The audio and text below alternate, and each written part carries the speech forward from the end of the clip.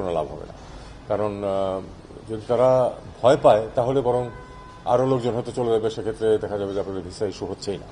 ওনার অবস্থান সম্বন্ধে নিশ্চিত আমরা হতে পারিনি। আমরা দিল্লিতেও খোঁজ করেছি, আমিরাতেও খোঁজ করেছি, কনফার্মেশন অফিসিয়ালি কেউ দিতে পারেনি। তবে আমরাও, আপনারা যেমন দেখেছেন, আমরাও দেখেছি যে উনি আজমানে সম্ভবত গেছেন, কিন্তু এটা রিকনফার্ম করার চেষ্টা করে আমরা সফল হইনি।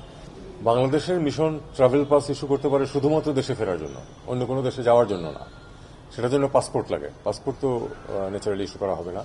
তারা যদি দেশে ফিরতে চান তাদেরকে অবশ্যই ট্রাভেল পাস ইস্যু করা যেতে পারে থিওরিটিক্যালি, এবং তারা দেশে ফিরে আসতে পারে। ট্রাভেল পাস শুধুমাত্র one way travel to Bangladesh. লেবাননে যারা ফিরে আসতে চায় তাদেরকে তালিকা করতে বলা হয়েছে, তাদেরকে বলা হয়েছে যে ওয়ার জোন থেকে একটু সরে যেন আর একটু উত্তরে চলে যায়, এবং আমরা IOM কে অনুরোধ করেছি যে একটা ওই ফ্লাইটের ব্যবস্থা করে দিতে, যাতে করে তারা চলে আসতে পারে। যদি মামলা যেহেতু হয়েছে বা হচ্ছে, যদি সেখান থেকে কোর্ট থেকে বলা হয় তাদেরকে হাজির করা হয়, অবশ্যই আমরা তখন তাদেরকে ফিরে আনার চেষ্টা করব।